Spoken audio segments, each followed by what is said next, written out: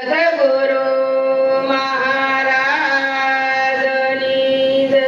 સત્ય સનાતન સતી ધર્મની જય. ધોરત નવ માયામો યુગીયો અને મૂળ ભોજ્યા છે પતાળ. ગામે ગામે ડાળ્યું એની ભોગિયું અને ડાળે બેઠા સંતો મોજું કરે. એની મોજની શી કરું વાત. ધો રામ નામ કે અવસીરી અને ખરા નામથી કવાય. અંગ પીડા વ્યાપે નહીં અને મહારોગ મટી જાય. સદગુરુ મહારાજની જય. આજ આપણને ભજન સત્સંગ કરવાનો આજ આપણને લાભો મળ્યો અને બધાય સંતોના અરસ પરસ દર્શન કરવાનો પણ લાભો મળ્યો. આવો આંબો ઉગ્યો અને ડાળું ગામે ગામેથી સંતો એની મોજું કરે. ભલે દેશમાં હોય કે પરદેશ હોય પણ એનો આનંદ અપાર હોય. એમ બધાય સંતોએ વાત કરી પણ નિજ પોતે પોતાની જ વાત કરી કે આત્માને ઓળખો. આત્મા એટલે આ તમ પોતે. જો પોતાની જ ઓળખાણ થઈ જાય તો આ બધાય સંતોની ઓળખાણ થાય. જો પોતાની ઓળખાણ કરવાનું આપણને કેમ કહે કે સંતો એમને કહેતા કે તમે મને ઓળખો, તમે તમને ઓળખો. જો પોતાની જ ઓળખાણ થાય તો આ મહારોગ લાગુ પડ્યો એ વયો જાય. આ નામની વાત સંતોએ કરી અને બધાય સંતો આપણને આ જ વાત કરે છે. બધાય અનુભવ કરી કરી અને વાણી દ્વારા આપણી ઊંધી આ પહોંચ્યું આ શબ્દ તે આપણા ભાઈ કહેવા એટલે આપણને આ સભામાં બેસવાનો મોકો મળ્યો. નકર આપણે બે ગોદડા ઓઢીને ભૂઈ ન કહેવાય. આપણને આ સંતોના દર્શન કરવાનો આજ મોકો મળ્યો અને હરિગુરુ સંત બનાવ્યા, શેલા નથી બનાવ્યા. હરિગુરુ અને સંત સ્વરૂપે બનાવ્યા. જેણે વાત કરી, મુક્તાબેને વાત કરી તો એ કીધું કે સ્વરૂપની ઓળખાણ થાય તો હરિગુરુ સંતની ઓળખાણ થાય. આ ડાળું અને આ મોજ જ્યારે પોતાની ઓળખાણ થાય તો એ જ મોજ આવે. ત્યાં સિવાય મોજ આપણને આવતી નથી. આપણે ઘડીક ભજનમાં બેઠા હોઈએ ત્યાં સુધી આપણને મોજ આવે કે ઓલા ભાઈએ બહુ સરસ ભજન બોલ્યા, ઓલા મહારાજ આ બહુ સરસ વાત કર્યા. બધાય વાત કરે પણ જો આપણે હૃદયમાં ઉતારશું તો જ આપણને આનંદ આવશે અને તો જ આપણને આ વસ્તુની પારખ થાય કે ખરેખર વસ્તુ આપણને કેવી આપી છે. જો આ વસ્તુની આપણે પારખ કરી, આપણે મુક્તામાસી કીધું કે આ હીરો આવ્યો છે હાથમાં, જો આ હીરાને હાંસવતા આવડે તો જ આપણને એની કિંમત થાય. એમ સંતો છે એ હોની છે, ગાંઠ ઘડે. આપણે ગમે એવી હોનાની લગડી હોય પણ આપણે પહેરાય નહીં, એને ઘાટ ઘડવો પડે. એમાં સંતો છે એ આ ઘાટ ઘડે. એમ હોની જો ઘાટ ઘડી અને હારો બનાવે તો આપણે તરત બાજુમાં કહીએ કે આ તો બહુ સરસ હાર કે બનાવ્યો તો તરત આપણે પૂછીએ કે તમે કઈ જગ્યાએ બનાવ્યો છે તો અમને ઈ સરનામું આપો. એમાં સોની છે ઘાટ ઘડે અને હાર જો આપણે પહેરવી તો એની શોભા વધે, હોનીની અને પહેરવા વાળાની વધે. ત્યાં સિવાય આ વધે એમ નથી. એટલે ઘાટ ઘડે આ જગતના સંતો આપણને બધાને ઠપકા દેતા આવે છે વાણી દ્વારા. આપણને એમ લાગે કે આ પર્વત મહારાજે કીધું, મીઠા મહારાજે કીધું, પણ આ કોઈના એના ઘરની વાત નથી, આ તો ગુરુના ઘરની વાત છે. ગુરુ સાઈ ઘાટ છે. મુક્તામાસી કીધું ને કે જી ઘરની ખબર હોય ઈ ઘરની આપણને ગુરુ મહારાજે ઓળખાણ કરાવી છે. જો ઈ ઘરની ખબર હોય તો આપણને એમ થાય કે ગુરુના ઘરના શબ્દો છે, તો ઈ આપણને ખરેખર આનંદ આવે.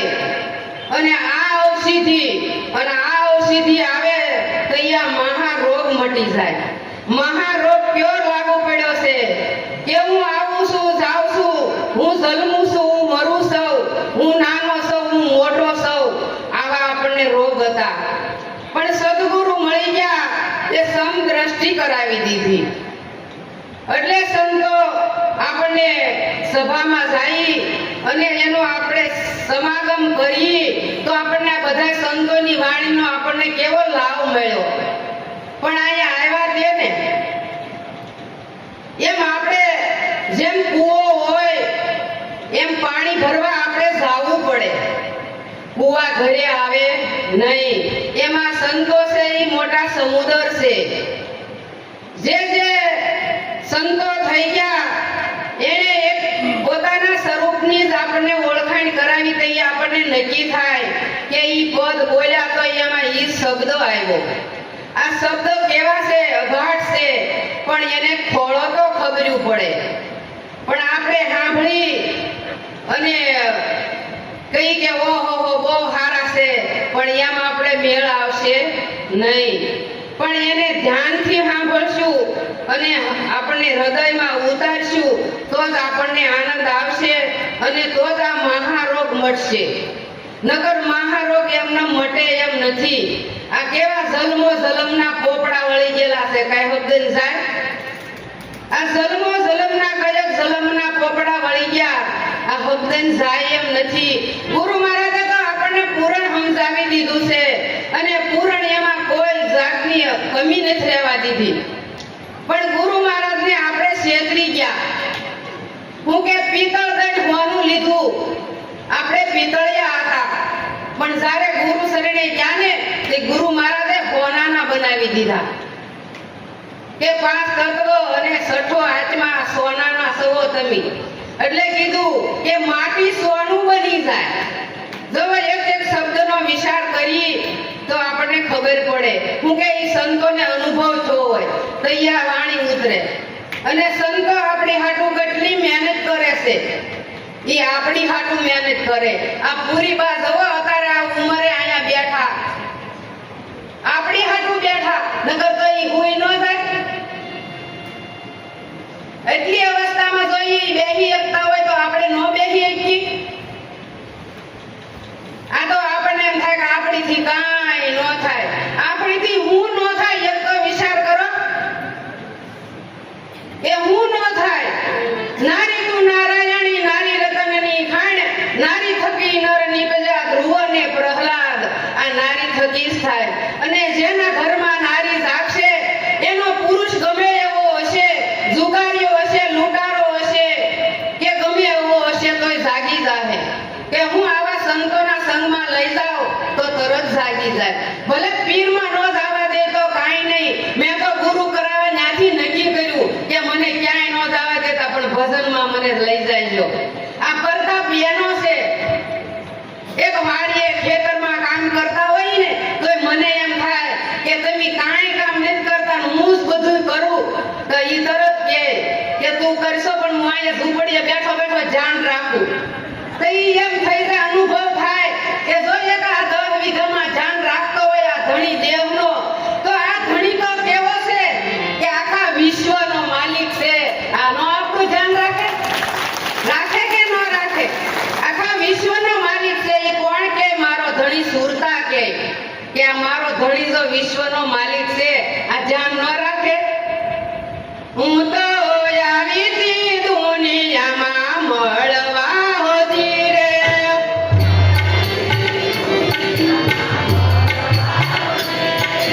મને મળી ગયા ગુરુજીના સંગ, મને લાગી ગયા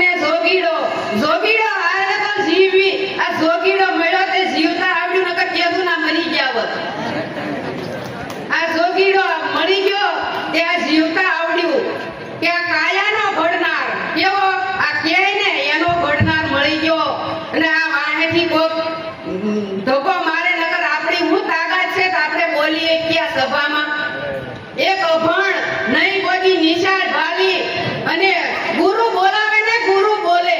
આ તો ઈ બોલાવે ને બોલે, આપણી કોઈ તાકાત નથી. અને આ બોલાવે તો ઈ આપણીથી બોલાય, નકર આપણે કાંઈ બોલતા નથી ને આપણે કાંઈ કરતાય નથી. આ તો કરતો હરતો તો ગુરુ મહારાજ છે. હું કે ઈશ્વર ભગવાન હું નહીં કહું, મારો ગુરુ મહારાજ છે. સતત